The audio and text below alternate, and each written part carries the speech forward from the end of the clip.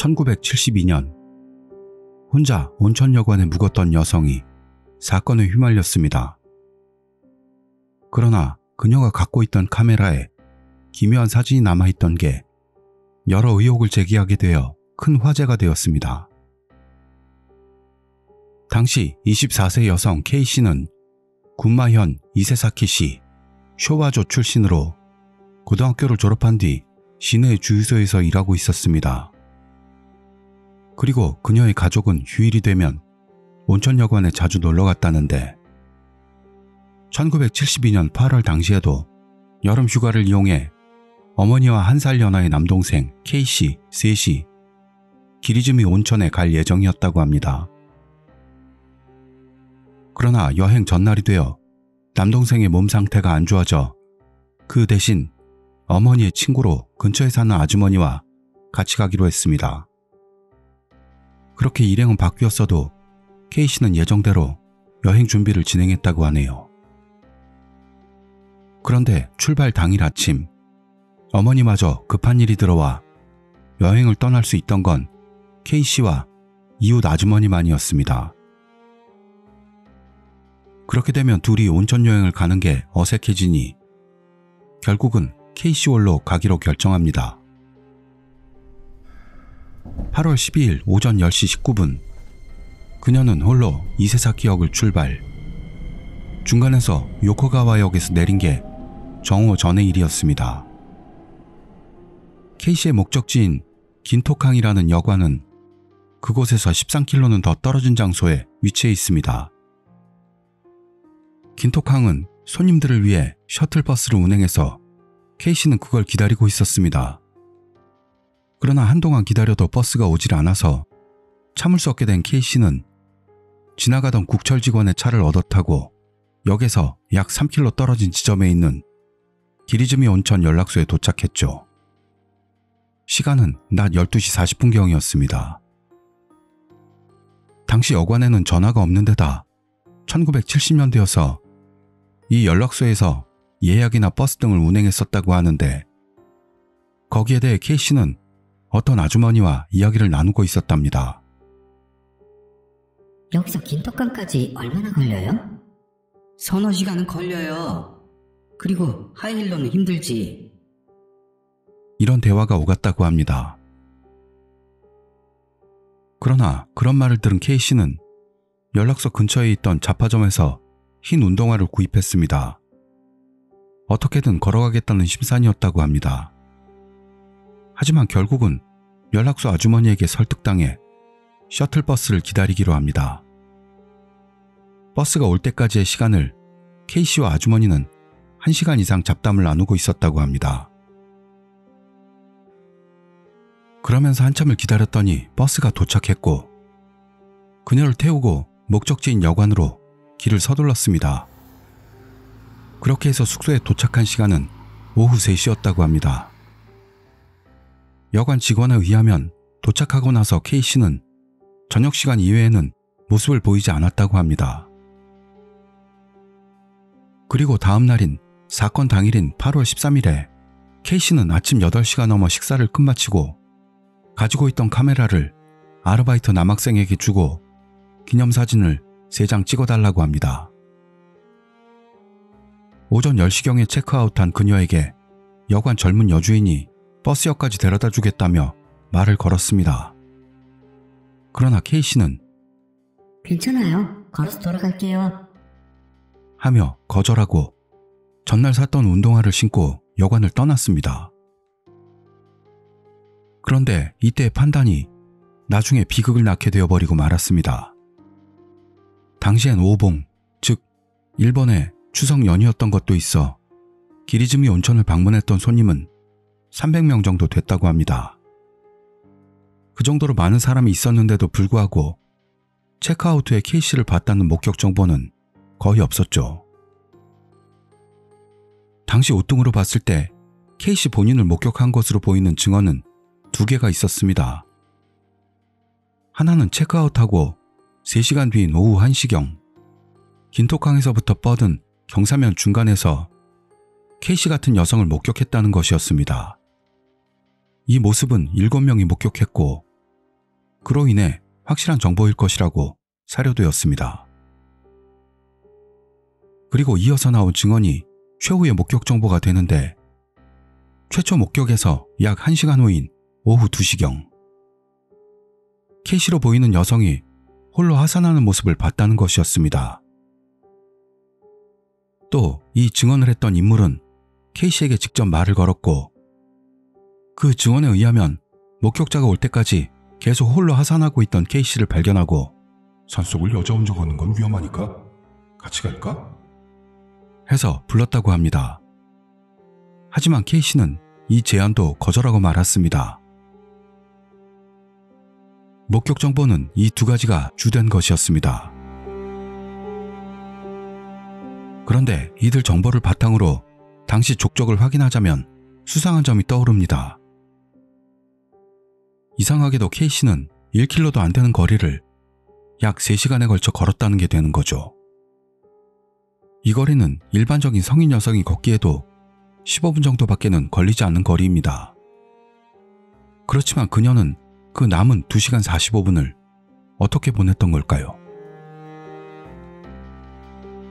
그러던 중 집에서 K씨가 돌아오길 기다리던 가족은 너무 늦는 것을 계속해서 걱정하고 있었습니다. 4일이 되어도 그녀가 돌아오지 않자 당시 28세였던 언니가 다음 날인 15일에 기리즈미 온천으로 향해 그 행방을 쫓고 있었습니다. 그리고 16일 아침에 K씨 아버지가 이세사키 경찰서에 수색원을 내고 독자적으로 가족과 이웃들을 동원해 수색대를 구성. 총 10명이 기리즈미 온천 부근의 등산 코스나 숲길 등 그녀가 지났을 만한 길들을 수색했습니다. 한참 후 마당 옆에 오두막이 있는 곳을 발견하고 가까이 가보자 엄청난 파리떼를 확인할 수 있었습니다. 그것을 본 아버지 쪽 수색대는 조심조심 오두막 문을 열었습니다. 그러자 그곳에는 완전히 변한 K씨가 쓰러져 있던 겁니다. 그걸 본 수색대는 곧바로 경찰에 신고하고 사건이 됩니다. 그리고 다음 날인 1972년 8월 17일 경찰은 수사본부를 설치하고 연일 200명 이상의 조사대를 동원하여 정보를 수집합니다. 또한 그러면서 사건 당일 기리즈미 온천을 방문한 손님이나 등산객, 직원, 그리고 기리즈미 댐 건설공사 현장에서 일하는 작업자들 등에 대해 알리바이 확인도 행했습니다. 그렇지만 투숙객 중에는 가명을 썼던 인물들도 있어 좀처럼 이렇다 할 인물을 특정하지 못하고 조사는 난항에 빠집니다. 그런데도 경찰들은 필사적으로 조사를 계속하고 현내 변태들이나 전과자들을 밝히기 위해 힘썼습니다. 그리고 그 중에서 중대한 알리바이가 있는 10수명을 추려내고 사건 한 달 반 뒤에는 범행 시간대에 알리바이가 없는 인물과 과거에 일으킨 사건 수법에 유사성이 있는 인물, 그렇게 용의자를 5명으로 압축하고 있었습니다. 그러나 이후 이 5명은 범인일 가능성이 낮은 것으로 알려져 모두 수사 대상에서 제외됩니다.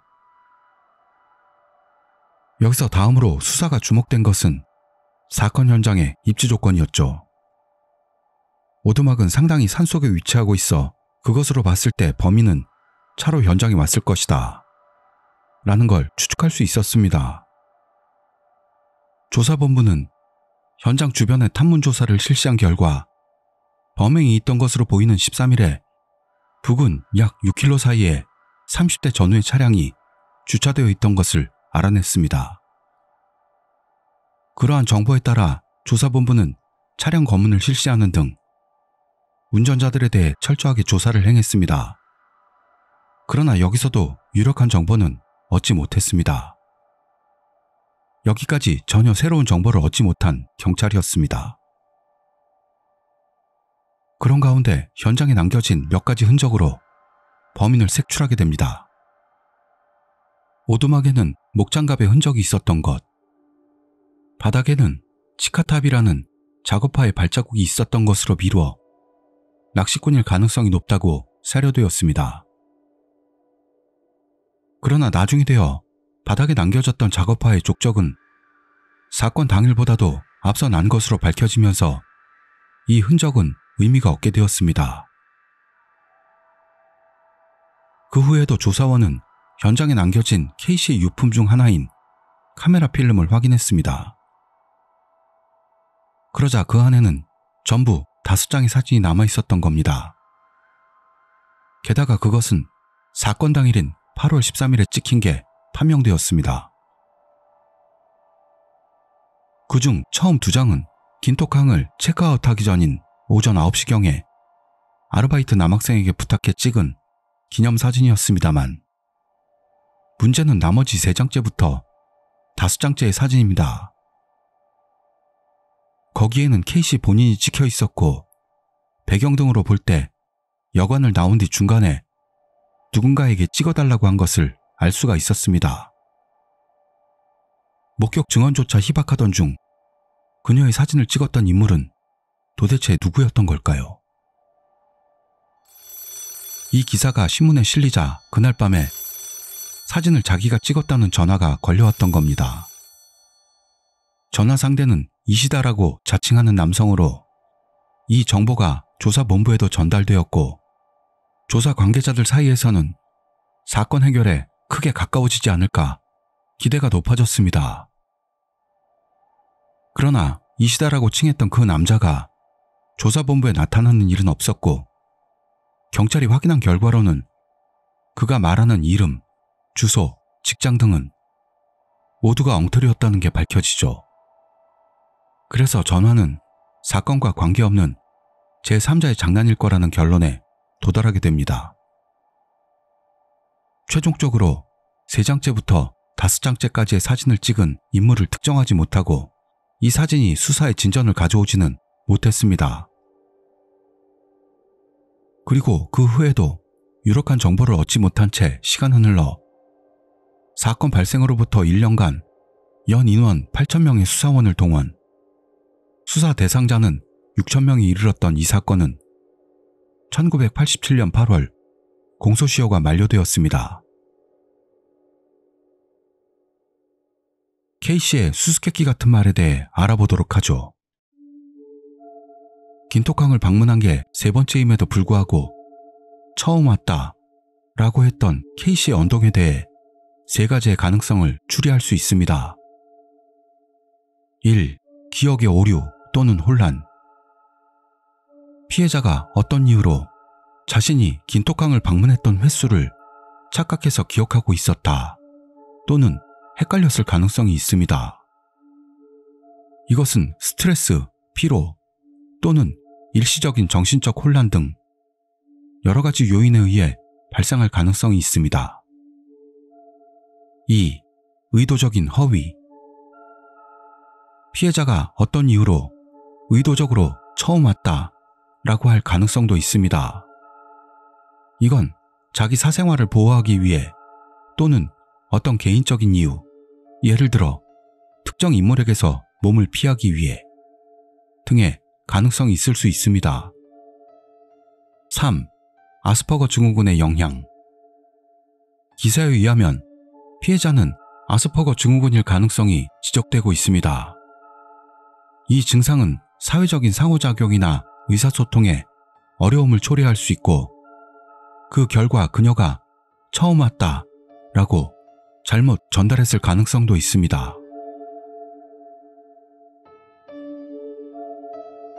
여기부터는 약간의 진전이 있게 되는데요.